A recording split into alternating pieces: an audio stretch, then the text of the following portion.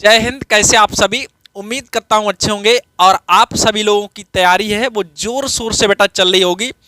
आज का जो वीडियो होने वाला अब वो आपके लिए बहुत बहुत मोस्ट इम्पोर्टेंट होने वाला है। जैसे कि बेटा आपको पता है जो प्रत्यावर्ती धारा चैप्टर है, इस चैप्टर से हर साल बेटा और हर पेपर में काफ़ी पूछा जाता है, ये तो आपको पता है। ठीक है बेटा, यहाँ पे बेटा प्रॉब्लम ये आती है कि आपको यहाँ पे ये ऐसा लगता है होगा कि ये चैप्टर बहुत टफ है। अगर आपको ऐसा लगता है कि हमें यही नहीं समझ में आता कब कौन सा फार्मूला कहाँ फिट हो जाता है, इस चैप्टर को बेटा हम लोग इस वीडियो में पूरा समझेंगे संक्षेप में और छोटे से सरल शब्दों में। पूरा वीडियो देखने के बाद ये चैप्टर आपके लिए बेटा बहुत ही इजी हो जाएगा। और अगर आप चैनल पे नए हैं तो इसे सब्सक्राइब करके बेल आइकन को प्रेस कर लें। देखिए बेटा, आप जिस भी प्रॉब्लम से जूझ रहे हैं फिजिक्स से रिलेटेड, तो इसमें बेटा आप कमेंट करिए, हमारे साथ साझा करिए अपना समझ के। तो चलिए अब हम बढ़ते हैं अपने टॉपिक की ओर। ठीक है, लोग समझेंगे प्रत्यावर्ती धारा को। किसे समझेंगे बेटा? प्रत्यावर्ती धारा। यहाँ समझिए बेटा, इसे एसी करंट भी कहते हैं। क्या कहते हैं बेटा? एसी करंट कहते हैं। जो हमारे घरों में बेटा धारा आती है वो 50 हर्ट्ज की होती है। कितने की होती है? 50 हर्ट्ज। मतलब जो खंबे द्वारा धारा आ रही है इसकी आवृत्ति कितनी है? 50 हर्ट्ज होती है। अब यहाँ समझिए जो बेटा हमारा एसी करंट है कुछ इस तरह से चलता है। ठीक है, इस तरह से चलने का मतलब ये हुआ है कि बेटा पहले एक डायरेक्शन में चलेगा तो यहाँ पे अधिकतम मान प्राप्त करेगा, फिर जीरो पे आ जाएगा, फिर दूसरी डायरेक्शन में अधिकतम मान, फिर जीरो। तो इतना करने से उसने एक साइकिल पूरी कर ली है। तो एक सेकंड में ऐसी 50 साइकिलें पूरी कर लेता है। अब हमें देखने को मिल रहा है कि एक साइकिल में 2 बार अधिकतम मान प्राप्त हुआ तो 2 बार जीरो पे चली गई। तो एक साइकिल में अगर देखते हैं हम लोग बेटा, एक साइकिल में अधिकतम धारा कितनी बार होगी? अधिकतम धारा जो होती है बेटा वो कितनी बार होती है? 2 बार। ठीक है, तो और न्यूनतम कितनी बार होगी? न्यूनतम भी कितनी बार होती है? 2 बार। तो यहाँ पे अब बेटा समझिए, तब हमारे जो घरों में आ रही है वो 50 हर्ट्ज की आ रही है। तब ये 50 हर्ट्ज का मतलब क्या हुआ? एक सेकंड में ऐसी 50 साइकिलें कंप्लीट करेगी प्रत्यावर्ती धारा। ठीक है, जो इंडिया में अपने घरों में धारा आ रही है वो 50 हर्ट्ज की आ रही है। इसका मतलब हुआ है कि एक सेकंड में 50 ऐसी साइकिलें कंप्लीट करेगा। तो 50, तब हमारा मतलब ये हुआ कि बेटा तब 50 साइकिलों मतलब क्या हुआ कि एक सेकंड में, यानी कि अधिकतम कितनी बार होगी? अधिकतम धारा बेटा होगी वो होगी 100 बार। कितनी बार होगी? 100 बार। क्योंकि जब एक साइकिल में होती है बेटा 2 बार तो 50 साइकिलों में 100 बार। तो बेटा इसका मतलब ये हुआ है कि 50 साइकिलों में, यानी कि मतलब एक सेकंड में न्यूनतम धारा कितनी बार हो जाएगी? न्यूनतम भी 100 बार होगी यहाँ पे। ठीक है बेटा, तो इसका मतलब ये हुआ है कि जब कोई हमारा बल्ब है तो 100 बार एक सेकंड में तेजी से चमकता है और 100 बार धीमा, यानी कि एक तरह से बुझ जाता है बेटा। लेकिन हमें ये दिखाई इसलिए नहीं देता है क्योंकि जो हमारी आंखें हैं ये लगभग बेटा 25 एक सेकंड में लगातार 25 डिफरेंस हो तो उन्हें अंतर को समझ पाती है। लेकिन ये 100 बार हो रहा है, ये बहुत ज़्यादा है, इसे हम लोग नहीं, आंखें हमारी नहीं समझ पाती। ठीक है, जैसे आपने देखा हो कोई पंखा चल रहा है तो जब चलता है तो उसके हम लोग पंखुड़ियों को नहीं गिन पाते हैं। समझ गए कि नहीं? तो ऐसा लगता है सभी में ऐसा। तो ऐसी बल्ब 100 बार तेजी से मतलब बुझेगा, एकदम तेजी से चमकेगा, तो वो आंखें हमारी डिफरेंस ही नहीं बता पाती। आई होप आप चीज़ों को समझ पाए होंगे। तो बेटा यहाँ पे अब हम समझते हैं कि जैसे जो हमारी प्रत्यावर्ती धारा है, जब इसने बेटा अधिकतम मान यहाँ पे प्राप्त किया, फिर इसके बाद जीरो पे आ गई, फिर अधिकतम मान प्राप्त किया। ठीक है, तो ये जो अधिकतम मान होता है इसी को एक दूसरा नाम भी दिया गया है। अधिकतम मान को बोला गया है बेटा शिखर मान। क्या बोला गया है? शिखर मान। देखिए बेटा, नामकरण बहुत जरूरी है। जब तक हम लोग नामकरण को नहीं समझेंगे तब तक हम कैसे भीड़ में से किसी को बुलाएंगे? जैसे कोई है भीड़ में लाल वाली शर्ट, वो उसके आगे का, वो उससे ऐसे करना, उसके वो बगल में है, नहीं उसके उधर, तो ऐसे करते रहेंगे हम लोग। अब उसे नाम होगा तो हम लोग सीधे से बुला देंगे, सुरेश भाई साहब इधर आना जरा। तो आप टेर सकते हैं ना, बुला सकते हैं उन्हें, या भाई साहब महेश चंद इधर आइए, भाई साहब अरे गुड्डू इधर आओ, है ना, तो ऐसे बोल सकते हैं ना हम लोग बेटा। अब जब तक नाम ही नहीं पता है हम लोग कैसे किसी को बुलाएंगे, ठीक है। तो नामकरण हम लोग यहाँ पे बहुत जरूरी समझेंगे। तो जो हमारा अधिकतम मान है वो क्या है, इसी को बोलते हैं हम लोग शिखर मान। तो हमारा बेटा प्रत्यावर्ती धारा का समीकरण क्या होता है, उसे हम लोग यहाँ पे लिखते हैं प्रत्यावर्ती धारा का समीकरण। ये बेटा कुछ इस तरह से होता है, इसे हम लोग यहाँ पे लिखे देते हैं I बराबर I0 साइन ओमेगा टी। इस छोटा आई भी हम लोग बेटा यहाँ पे बना सकते हैं, ठीक है। और जहाँ जो I0 है आपका, यही बेटा अधिकतम मान है, ठीक है। जहाँ जो I0 है वो क्या है, जहाँ I0 धारा का क्या है बेटा, शिखर मान है, धारा का शिखर मान है। आई होप आप चीज़ों को बेटा समझ पा रहे होंगे मेरी बात को। और देखिए बेटा ये ओमेगा है, इस ओमेगा को बोलते हैं घूर्णन चाल या फिर कोणीय चाल, घूर्णन चाल या फिर कोणीय चाल, ठीक है बेटा। और इस ओमेगा का मतलब होता है बेटा, ये जो ओमेगा बराबर होता है, ओमेगा बराबर बेटा क्या होता है, देखिए इसका मतलब होता है 2 पाई एफ। ओमेगा बराबर क्या होता है, 2 पाई एफ। और जहाँ जो एफ हुआ है वो क्या है, आवृत्ति है, क्या है बेटा, आवृत्ति है। इसे भी आपको याद रखना है, ठीक है। तो इस तरह से हमारा बेटा ये प्रत्यावर्ती धारा का शिखर मान आ गया। ओमेगा को हमने समझ लिया है और एफ हमारी आवृत्ति है, यानी कि फ्रिक्वेंसी है, इसे भी हमने यहाँ पे बेटा समझ लिया है, ठीक है। तो देखिए बेटा यहाँ पे अगर देखा जाए ओमेगा का एक सूत्र और होता है, जैसे अगर धारा का आवर्तकाल, आवर्तकाल का मतलब होता है टी, एक साइकिल को पूरा करने में जो समय लगता है उसे कहते हैं हम लोग आवर्तकाल। अगर हम बेटा क्या करें, यदि आवर्तकाल यहाँ पे दिया हो सवाल में, आवर्तकाल प्रत्यावर्ती धारा का आवर्तकाल अगर कितना दिया है बेटा, टी दिया है, तब हमारा जो ओमेगा बराबर क्या हो जाता है, ओमेगा बराबर 2 पाई बटा कैपिटल टी हो जाता है ये सूत्र बेटा, ठीक है। तो इसे भी आपको याद रखना है, ठीक। तो देखिए बेटा जिस तरह से हमारा ये प्रत्यावर्ती धारा का समीकरण आया है, बिल्कुल सेम वैसी प्रत्यावर्ती वोल्टेज का भी समीकरण बन जाता है। किसका, प्रत्यावर्ती वोल्टेज। तो प्रत्यावर्ती वोल्टेज का क्या होता है बेटा, बिल्कुल सेम इसी तरह से हम लोग यहाँ पे लिख देंगे B बराबर B0 साइन ओमेगा टी, ठीक है बेटा। तो ये B0 इसका बेटा हो गया अधिकतम मान। B0 क्या है, वोल्टेज का अधिकतम मान, वोल्टेज का अधिकतम मान, ठीक है बेटा। तो ये आपका यहाँ पे हो गया। थोड़ा सा और यहाँ पे बेटा हम समझते हैं, देखिए ध्यान से आप समझिए इसमें। जैसे धारा का एक, ये क्या है, धारा का अधिकतम मान है, धारा का शिखर मान कह सकते हैं या फिर अधिकतम मान कह सकते हैं। तो एक सूत्र होता है बेटा IRMS, IRMS इसे बोलते हैं धारा का वर्ग माध्य मूल मान, वर्ग माध्य मूल मान। तो इसे बेटा IRMS से प्रदर्शित करते हैं, किससे प्रदर्शित करते हैं, IRMS से, ठीक है। तो इसका जो सूत्र होता है IRMS बराबर, इसका होता है बेटा I0 बटा √2, ठीक है। इसे आप याद रखेंगे। जैसे हमें धारा का क्या देगा बेटा, शिखर मान देगा, धारा का शिखर मान देगा, उसमें √2 से भाग लगा देंगे तो हमें यहाँ पे धारा का वर्ग माध्यमूल मान मिल जाए। यहाँ से बेटा कई न्यूमेरिकल आपको मिलेंगे, तो आप यहाँ पे इस सूत्र को ध्यान रखना, ठीक है। हम लोग इसी तरह से आगे बढ़ते चलेंगे। ऐसे हमें बेटा पूछता है कि VRMS, तो इसका भी सूत्र होता है B0 बटा √2। तो ये भी आप नोट करें, इसका बेटा स्क्रीनशॉट आप ले लें, फिर हम लोग आगे बढ़ते हैं, ठीक है।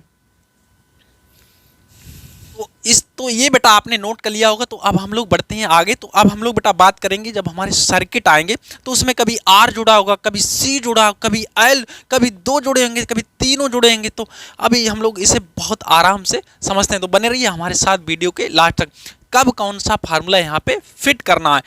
तो देखिए बेटा जो हमारे सर्किट होते हैं उसका पहला टाइप है जब परिपथ में केवल R जुड़ा, मतलब इस टाइप से हमारा कोई सर्किट होगा, उस परिपथ में केवल क्या जुड़ा होगा, R जुड़ा होगा। ये हमने यहाँ पे आपको दिखाया बेटा प्रत्यावर्ती वोल्टेज का समीकरण। देखिए बेटा जब परिपथ में केवल R जुड़ा होता है तो ऐसे परिपथ को बोलते हैं शुद्ध ओमीय परिपथ। क्या बोलते हैं बेटा? शुद्ध ओमीय परिपथ। तो ये भी आपको बेटा नाम याद रखना, ठीक है। तो शुद्ध ओमीय परिपथ के लिए देखा प्रत्यावर्ती वोल्टेज का यहाँ पे समीकरण है। प्रत्यावर्ती वोल्टेज का क्या समीकरण है बेटा? B बराबर B0 साइन ओमेगा टी। कुछ इस टाइप से बेटा यहाँ पे समीकरण है। और इसके लिए बेटा हम लोग प्रत्यावर्ती धारा का क्या निकालेंगे? समीकरण निकालेंगे। तो प्रत्यावर्ती धारा का समीकरण इस केस में क्या निकलेगा उसे आप याद रखिए। धारा का समीकरण ये निकल के आता है बेटा I बराबर I0 साइन ओमेगा टी, ठीक है बेटा। और ये I0 ऐसे ही नहीं आता, इस I0 को यहाँ पे बेटा शुद्ध किया गया है। इसका फार्मूला निकल के आता V0 बटा R साइन ओमेगा टी, ठीक है बेटा। तो ये होती है धारा यहाँ पे शिखर मान, ठीक है बेटा। तो ऐसे परिपथ में बेटा क्या है, हम अगर धारा का समीकरण निकालेंगे तो धारा हमारी क्या निकलेगी बेटा? धारा जो निकलेगी, धारा I बराबर I0 यानी कि I बराबर V0 बटा R, ये हमारी हो जाएगी बेटा धारा। मतलब ऐसा आपको अगर सवाल देगा इस टाइप से देगा, यहाँ R दे देगा, V0 इस तरह से रख के सारी वैल्यू देगा, तो आपको धारा किस तरह से निकालना? I बराबर V0 बटा R, यहाँ पे जो वैल्यू रखी होगी उसमें R से डिवाइड कर देंगे तो आपको धारा यहाँ पे बेटा मिल जाएगी, ठीक है। यानी कि धारा का शिखर मान यहाँ से आपको मिल जाएगा, ठीक है बेटा। तो अब ये तो हो गई आपकी धारा। अब यहाँ से बेटा हम अगर देखते हैं तो प्रतिरोध के स्थान पे कौन है? R है। तो ऐसी स्थिति में बेटा प्रतिरोध जो होगा, तो प्रतिरोध तो हमारा R का R ही रहेगा। दूसरा हमें और बेटा यहाँ पे एक चीज देखने को मिलती है कि ऐसी स्थिति में जो कलांतर है, देखिए इनकी जो कला है ओमेगा टी, देखिए यहाँ पे जो I की कला है वैसे ही हमारी B की जो कला है वो कितनी है? Omega T. मतलब इसकी जो कला ओमेगा टी और इसकी भी कला है कितनी? Omega T. तो इनमें अंतर यानी कि कला में अंतर। तो ऐसी स्थिति में बेटा कला में अंतर मतलब कलांतर जो होता है I और B की कला में अंतर कितना है? 0 है। कितना है बेटा? 0 है। अर्थात दोनों समान कला में, अर्थात दोनों कैसे हैं बेटा? समान कला में हैं। तो आपको बेटा यहाँ से भी बातें आपकी क्लियर हो रही हैं। आपसे पूछता है कि शुद्ध ओमीय परिपथ में या केवल परिपथ में R जुड़ा है तो I और B के बीच कलांतर कितना होता है? तो आपका कलांतर कितना होता है बेटा? 0 होता है, ठीक। अर्थात दोनों समान कला में होते हैं। आई होप आप चीज़ों को समझ पा रहे होंगे। तो बेटा इतना आपको यहाँ पे समझना है। इस स्थिति में प्रतिरोध तो हमारा प्रतिरोध रहेगा। अगले आने वाले हमारे जो टॉपिक आ रहे हैं उनमें बेटा ये प्रतिरोध चेंज होगा, इसका नाम भी चेंज होगा। हम लोग अभी बने रहिए हमारे साथ, समझेंगे वहाँ पे। और ऐसी स्थिति में बेटा धारा को आप ये समझेंगे और हमारा I का जो समीकरण ये है B0 B यानी कि प्रत्यावर्ती वोल्टेज का समीकरण ये है। तो इसका स्क्रीनशॉट लीजिए, फिर हम लोग बढ़ते हैं आगे की ओर, ठीक है बेटा। का हमारा दूसरा टाइप है जब परिपथ में केवल C जुड़ा है यानी कि एक संधारित्र जुड़ा है। और ऐसी स्थिति में बेटा हमारा B यानी कि प्रत्यावर्ती वोल्टेज का वही समीकरण है और C जुड़ा है। तो यहाँ पे बेटा समझिए प्रत्यावर्ती वोल्टेज का समीकरण तो हमारा वही है, प्रत्यावर्ती वोल्टेज का समीकरण तो अपना वही है, ठीक है। यानी कि V बराबर B0 साइन ओमेगा टी। अब यहाँ पे बेटा इस स्थिति में आप खूब दिमाग में बैठाल के चलिए। इस स्थिति में हम लोग प्रत्यावर्ती धारा का जब समीकरण निकालते हैं उसकी बेटा एक प्रोसेस होती है। तो अगर आपको ज़रूरत है तो आप कमेंट में बताना कि हम आपको सारे समीकरण समझाएंगे तो किस तरह से निकालता है। लेकिन यहाँ पे हम जब निकालेंगे तो उसे समझिए कैसे निकल के आता है। प्रत्यावर्ती धारा का समीकरण जब निकालेंगे तो हमारा निकल के आएगा I बराबर यहाँ पे I0 sine omega T plus pi by 2, कुछ इस टाइप से बेटा निकल के आएगा। और ये I0 होगी इसका एक अपना नाम होगा, इसका नाम बेटा होगा V0 वटा 1 ओमेगा सी। क्या होगा बेटा? ओमेगा सी नहीं लिखते, इसे बाद में लिख लेते हैं। तो कुछ यहाँ पे लिख लेते हैं XC लिख लेते हैं बेटा। क्या लिख लेते हैं? XC, ठीक है। I बराबर I बराबर क्या है बेटा? B0 बटा XC into sine omega T plus pi by 2, ठीक है बेटा।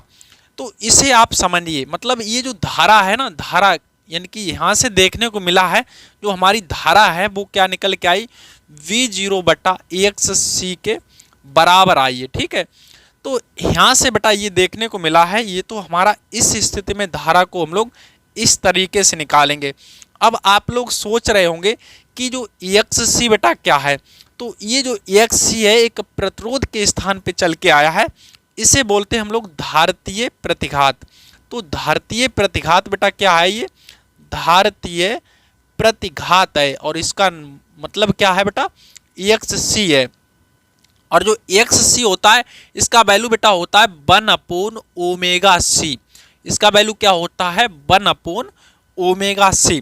और ओमेगा का मान हमने आपको बेटा बताया है 2πf। देखिए बेटा सारी चीजें एक दूसरे से यहाँ पे जुड़ी हैं, थोड़ा ध्यान रखना।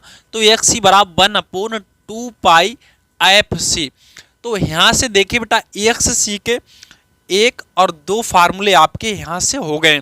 तो इस तरह से बेटा आप धारा का मान निकाल सकते हैं V0 बटा EXC। ठीक है बेटा, और EXC का इस तरह से यहाँ पे फार्मूला। तो कभी कभी आपको EXC इस तरह से निकालनी पड़ेगी तब आपको धारा मिलेगी, कभी इस तरह से निकालनी पड़ेगी तब आपको धारा मिलेगी, कभी डायरेक्ट रखा होगा। तो आपको बेटा ये चीज़ को दिमाग में बिठा के रखना।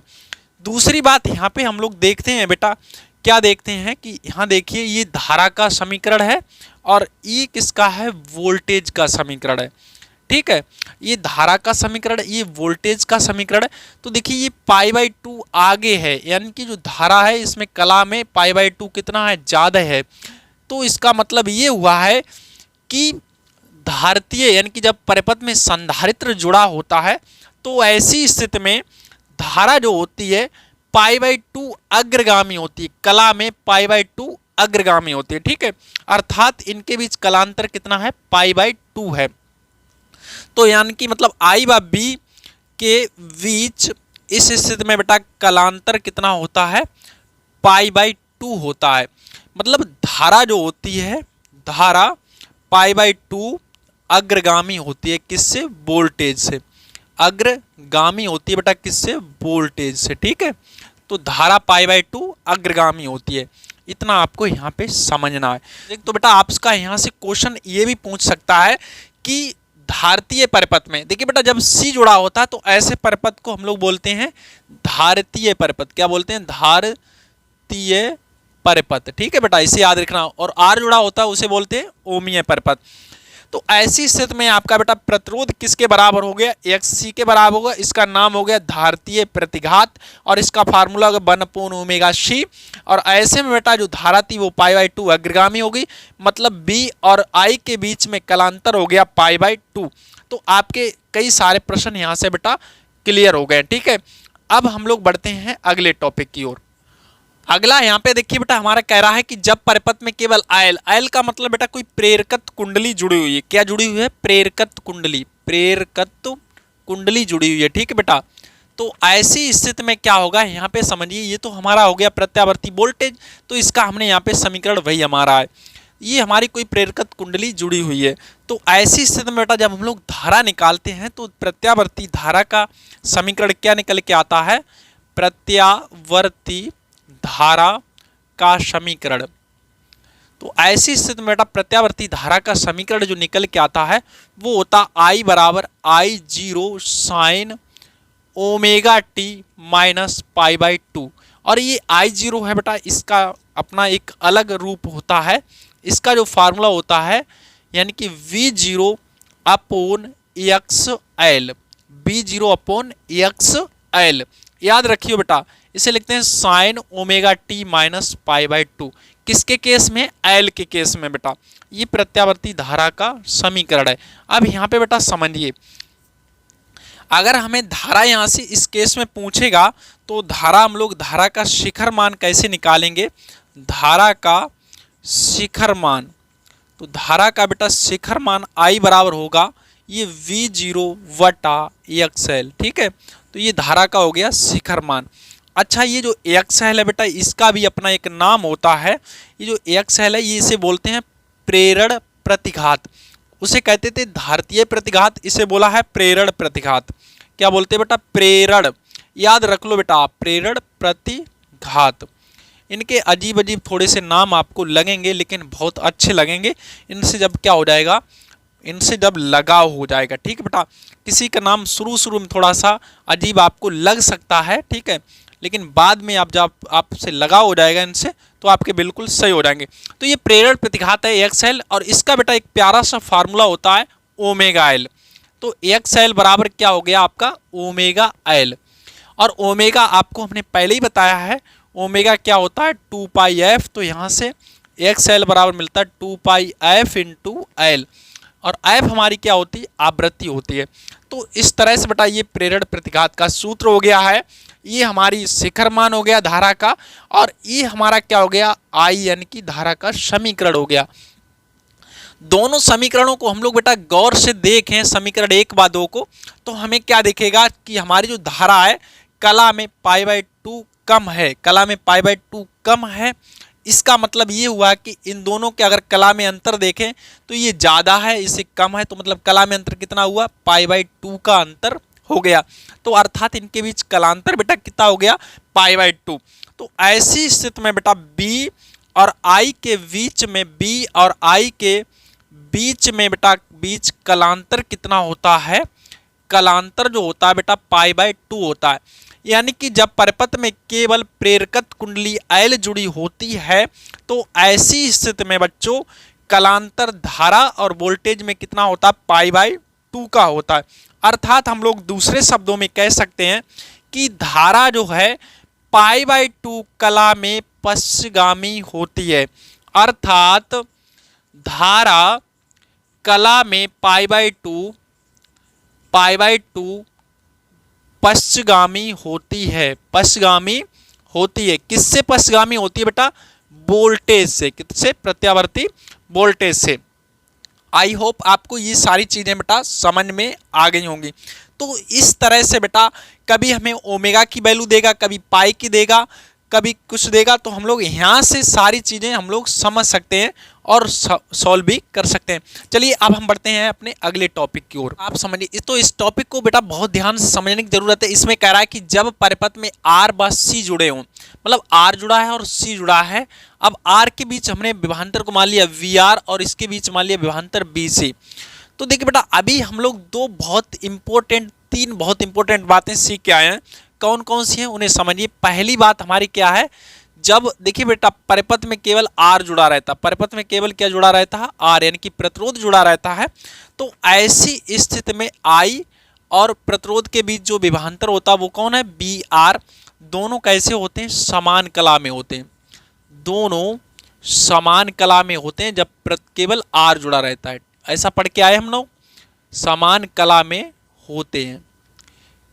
ठीक है बेटा। और हम लोग देखिए दूसरी बात बेटा क्या पढ़ी हमने, जब केवल सी जुड़ा होता है परिपथ में, सी जुड़ा होता है बेटा, तो ऐसी स्थिति में आई और सी के बीच जो विभवांतर है वो कितना है वी सी। तो इनमें क्या होता है बेटा, जो आई होती धारा, यानी कि धारा जो होती है बेटा वो π/2 कैसी होती है, π/2 वोल्टेज से अग्रगामी होती है, वोल्टेज यानी कि वीसी से अग्रगामी होती है।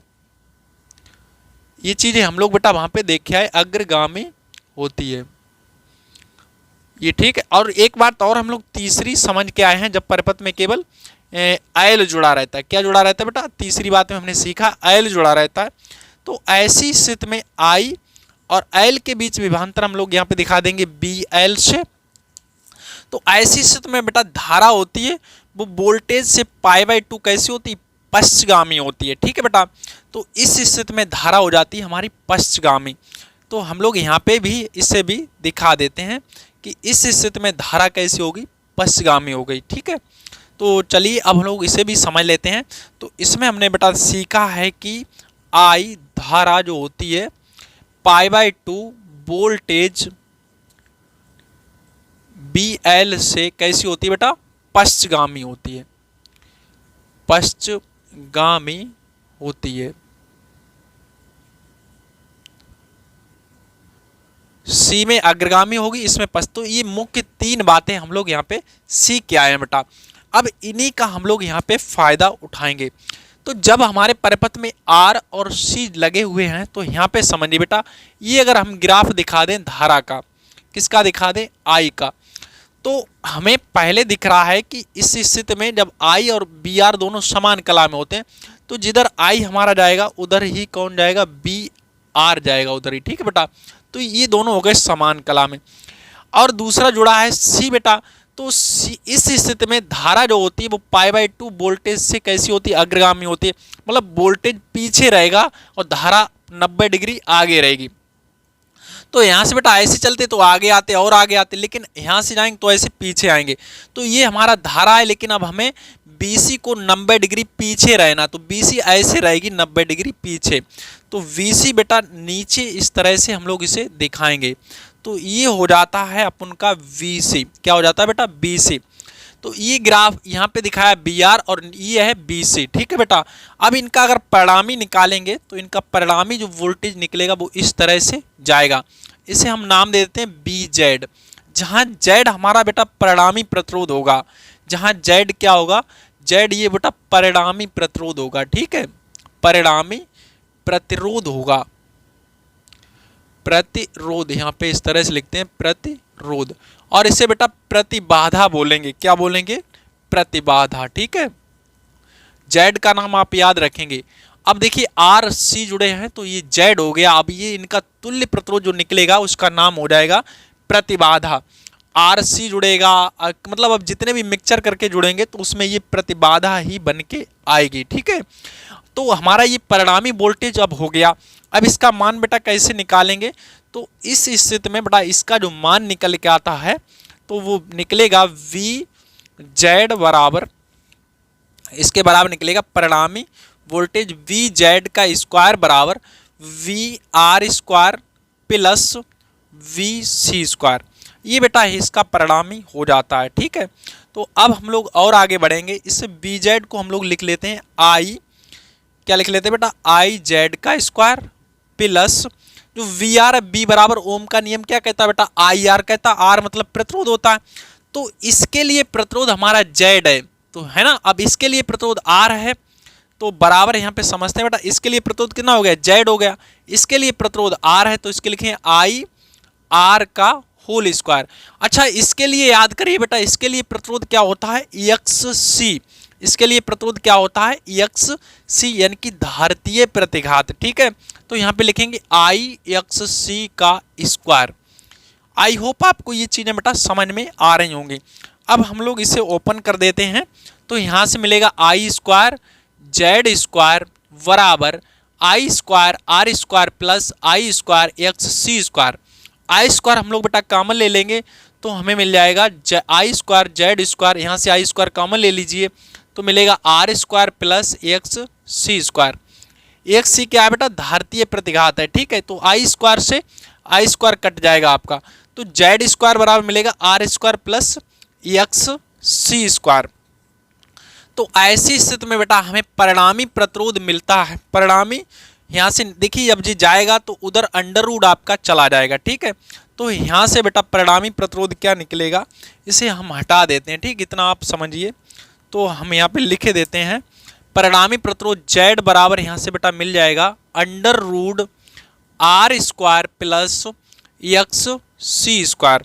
तो इसे बेटा आप समझिए यहाँ पे ये आया परिणामी प्रतिरोध, इसे ही कहते हैं प्रतिबाधा। क्या कहते हैं बेटा, प्रतिबाधा। रूट कैसे चढ़ गया आप समझ पा रहे होंगे, यहाँ से स्क्वायर गया इस पे आ गया। तो ये चीज बेटा है कि जब हमारा आर और सी जुड़ा होगा ऐसी स्थिति में हमारा, देखिए बेटा यहाँ पे समझिए, ऐसी स्थिति में ये जो जेड होगा ये प्रतिबाधा कुछ इस तरह से आएगी, ठीक है। तो अब हम लोग बढ़ते हैं आगे, ये नोट कर लीजिए आप, ठीक है। तो आगे यहाँ थोड़ा समझिए बेटा, प्रतिबाधा हमने निकाल ली तो ऐसी स्थिति में प्रतिबाधा तो ये आ गई है। अब यहाँ समझिए कि हमारा प्रतिरोध मतलब एक तरह से टोटल निकल के आया, तो हमें आई चाहिए धारा का शिखर मान। आई जीरो बराबर होता है बी जीरो बटा जेड। अब जेड का मान हम निकाले बैठे हैं, कितना प्यारा सा। तो आई जीरो यानी कि जो धारा का शिखर मान मिलेगा बी जीरो बटा under root R square plus X C square. तो इस तरह से अपन का ये बेटा प्यारा सा फार्मूला यहाँ पे आ जाता है, ठीक है। अब यहाँ समझिए बेटा ये जो है यहाँ पे हम लोग थोड़ा सा कुछ इस तरह से डॉट करके बढ़ाते हैं और इसे कुछ इस तरह से बढ़ाते हैं, ठीक है। अच्छा, इनके बीच जो कलांतर होता है वो कितना होता है, फाई होता है। अच्छा, ये बेटा देखिए ये BC है तो ये भी किसके बराबर होगा, BC के बराबर होगा, क्योंकि इसके सामने का ये रहेगा।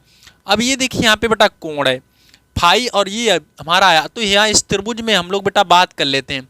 तो इसमें tan थीटा लगाएंगे तो ये लंब है और ये आधार है, तो इसमें हमारा क्या निकलेगा बेटा, तो tan थीटा, थीटा की जगह कौन है, फाई है, तो tan फाई बराबर VC बटा VR, PC बटा VR। तो यहाँ से बेटा हम निकाल सकते हैं फाई का मान, तो यहाँ से फाई बराबर हमारा मिल सकता है tan इनवर्स BC बटा VR। तो एक तो ये हमारा कलांतर का सूत्र हो सकता है, ठीक है। या फिर हम लोग इसे बेटा और चेंज कर सकते हैं, तो इसे क्या चेंज कर सकते हैं, इसे लिख सकते हैं IXC बटा IR, IR, तो I से I आपका कैंसिल हो सकता है, तो यहाँ से बेटा फाई बराबर मिल जाएगा XC बटा R, ये किसमें, tan इनवर्स में, तो tan उधर जाता तो tan इनवर्स बराबर 1, तो ये फार्मूला मिल सकता है। इसमें बेटा और भी सुधार आ सकता है, कैसे आ सकता है, XC की जगह पे आप लिख सकते हैं 1/ωc, तब XC का मान यहाँ रख देंगे तब भी आप निकाल लेंगे। इसमें बेटा और सुधार आ सकता है, कैसे आ सकता है, ओमेगा का मान 2πf रख सकते हैं, तो इस तरह से 2πf रखेंगे, ओमेगा मिलेगा तो XC मिलेगा, XC का मान यहाँ रखेंगे। तो बेटा आप यहाँ पे इस तरह से समझ गए होंगे। जब R और C जुड़ा रहता है तो ऐसी स्थिति में प्रतिबाधा Z बराबर R² XC² आता है और धारा का शिखर मान B0 बटा Z, और Z का हमने यहाँ पे बेटा मान रख लिया। इस तरह से हम लोग धारा निकालेंगे। कलांतर पूछेगा तो हमारा कलांतर के ये सारे रूप हैं बेटा, इस तरह से हम लोग निकाल पाएंगे। आई होप ये चीज़ें बेटा आपको समझ में आई होंगी। और ये देखिए बेटा जो एक परिणामी प्रतिरोध है यानी कि प्रतिबाधा है, इसका मात्रक की बात करेगा तो इसका मात्रक ओम ही होगा, ठीक है। तो अब हम बढ़ते हैं अगले टॉपिक की ओर। तो बेटा अगले टॉपिक को हम लोग यहाँ पे समझते हैं। तो इसमें कह रहा है कि जब परिपथ में R व L जुड़े होते हैं तब, देख बेटा जब R और L जुड़े होते हैं तो R ये हमारा ये है L, अब ये दोनों जुड़े होंगे तो ऐसे में बेटा क्या होगा यहाँ पे समझिए। तो अभी हमने 2 पॉइंट आपको बताई थे, क्या है R जब केवल जुड़ा होता है तो ऐसी स्थिति में क्या है R और यानी कि BR और I दोनों कैसे होते हैं, समान कला में होते हैं। दूसरा पॉइंट हमारा है कि I यानी कि जब L जुड़ा होगा तो I जो होगी वो वोल्टेज से π/2 कैसी होगी, पश्चगामी होगी, ठीक है बेटा। अब यहाँ पे समझिए, तो हम क्या करते हैं, इस तरह से अगर हम ग्राफ बनाना चाहें, यहाँ पे ये हमारा ग्राफ है किसका, धारा का, हमारा मान लिया इधर जा रही, ठीक है। तो अब जिधर धारा होगी उधर ही हमारा कौन है, VR है, ये तो दोनों समान कला में है, तो इस वजह से बेटा इधर ही कौन जाएगा, VR जाएगा, ठीक है। इतना समझ गए आप। अब देखिए बेटा धारा पश्चगामी है किससे, VL से, कितना, π/2, मतलब BL है वो π/2 अग्रगामी है, राइट, समझ गए ना। तो देखिए बेटा अभी यहाँ पे ये दोनों समान कला में, अब हमें BL को 90 डिग्री आगे करना, तो ऐसे आए कि ऐसे घूमेगा इधर को, तो इस तरह से हो जाएगा। तो हमारा BL है बेटा वो इस तरह से कुछ 90 डिग्री हो जाएगा। 90 डिग्री करो यहाँ पे बेटा, तो ये कितना हो गया, 90 डिग्री पे हम लोग इसे बेटा करते हैं, ठीक है। तो ये कुछ इस टाइप से आपका जाएगा BL, ठीक है बेटा, 90 डिग्री हो गया। अब इनका अगर परिणामी निकालोगे तो इनका बेटा परिणामी कुछ इस तरह से चला जाएगा, तो हमारा ये VZ इनका परिणामी हो गया। अच्छा, इनके बीच अगर हम कलांतर मान लें फाई, इसकी बाद में बात करेंगे, पहले इसके परिणामी को हम लोग समझेंगे बेटा, ठीक है। तो परिणामी को ठीक उसी तरह से हम लोग समझेंगे, अभी हमने बात की थी। तो यहाँ से बेटा मिलेगा VZ² बराबर हो जाएगा VR² प्लस BL² के हो जाएगा परिणामी। तो ये हमारा बेटा परिणामी है, ठीक है। एक तो ये सूत्र हो गया। दूसरा क्या है, इसे हम लोग चेंज कर दें, इसे लिख दें IZ² बराबर, इसे लिख दें IR² और इसे लिख दें प्लस I और AXL²। AXL बेटा क्या है, प्रेरण प्रतिघात है, ठीक है, याद रखना सारी चीजें साथ साथ। तो अब देखिए बेटा I² Z² I² R² plus I² AXL²। I² बेटा उधर से कॉमन ले लेते हैं तो मिल जाता है R square plus X L square, I square से आपका आई स्क्वायर कैंसिल हो गया, तो यहाँ से मिलेगा जेड बराबर under root R square plus X L square. I hope बेटा इतना चीज़ें आपको समझ में आई होंगी। तो बेटा इस स्थिति में जो हमारी प्रतिबाधा मिली है वो क्या मिली है, ये मिली जेड बराबर R square plus X L square. और हमने बेटा पहले ही आपको बताया था एक्स एल के क्या सूत्र होता है, ओमेगा एल। तो कभी कभी यहाँ पे ओमेगा एल स्क्वायर भी रखेंगे, और ओमेगा का फार्मूला होता है 2πf, तो एक्स एल की जगह पे ओमेगा एल और ओमेगा की जगह 2π, तो कुल मिला के मिल जाएगा 2πf तो ये भी हमारा एक्स एल का फार्मूला हो गया। तो कभी कभी हम लोग ये वैल्यू रखेंगे, ठीक है। तो इस तरह से बेटा हमारा ये क्या निकल के आया है, ये परिणामी प्रतिरोध यानी कि प्रतिबाधा निकल के आई है। कौन निकल के आई है बेटा, प्रतिबाधा। अब देखिए बेटा ये प्रतिबाधा तो निकल आई है, अब हम लोग समझते हैं धारा को। ऐसी स्थिति में हमारा धारा का शिखर मान क्या होगा उसे हम लोग यहाँ पे समझते हैं। तो देखिए बेटा धारा अभी हमने आपको समझाया था, जो धारा होती है आई निकालेंगे, आई जीरो बराबर बी जीरो बटा जेड के हो जाएगी। तो ऐसी स्थिति में धारा का शिखर मान, धारा का शिखर मान, तो यहाँ से बेटा मिलेगा आई बराबर आई जीरो बी जीरो बटा, यानी कि आई जीरो बराबर निकाल लें ना धारा का शिखर मान, बी जीरो बटा जेड होगा। अब यहाँ पे हम लोग बेटा जेड का रख देंगे मान, तो हमें मिल जाएगा आई जीरो बराबर वी जीरो बटा, ये पूरा जेड हम लोग यहाँ पे रख लेंगे R square plus X L square. तो इस स्थिति में ये हमारा होगा बेटा धारा का फार्मूला, ठीक है। इस तरह से धारा का शिखर मान निकालेंगे, और ज़रूरत पड़ने पे हम लोग बेटा इसे चेंज करेंगे, कभी यहाँ पे ओमेगा एल लिखेंगे, कभी 2πl लिखेंगे, तो उसे हम यहाँ पे नहीं लिख रहे हैं। अब जब जब आवश्यकता पड़ेगी तब हम लोग यहाँ पे लिखेंगे, ठीक है। अब हम लोग यहाँ पे समझ लेते हैं इसके कलांतर के बारे में। तो देखिए बेटा इसे हम लोग इस तरह से बढ़ा लेते हैं, ये हमारा क्या था, वी एल था। तो ये जब बी एल है तो ये भी हमारा किसके बराबर होगा, बी एल के बराबर होगा। तो इसी त्रिभुज में अगर हम बात करें टेन थीटा लगाएं तो हमें क्या मिलेगा, टेन फाई बराबर वी एल वटा बी आर, कुछ इस तरह से मिल जाएगा। तो यहाँ से फाई निकलेगा टेन इनवर्स वी एल वटा आर, समझ गए कि ना। तो ये हमारा हो गया है वी एल बटा आर। अब इसे हम लोग चेंज कर देंगे तो हमारा मिल जाएगा फाई बराबर टेन इनवर्स, ये हो जाएगा आई एक्स एल बटा I R, I x L बटा आई आर। तो आई से आई कैंसिल हो गया, फाई बराबर टेन इनवर्स एक्स एल बटा आर, समझ रहे ना। तो ये हमारा हो गया, इस तरह से निकल आए। कभी कभी हम लोग देखिए बेटा हमने बताया है ओमेगा एल रखेंगे और 2πf, तो इस तरह से हम लोग कलांतर को भी चेंज कर करके निकाल लेंगे। तो ये हमारा हो गया बेटा, इस स्थिति में हमारा धारा का मान ये हो गया, और प्रतिबाधा under root R square plus X L square हो गई है, और हमारा ये क्या हो गया है, ये हमारा कलांतर हो गया, ठीक है।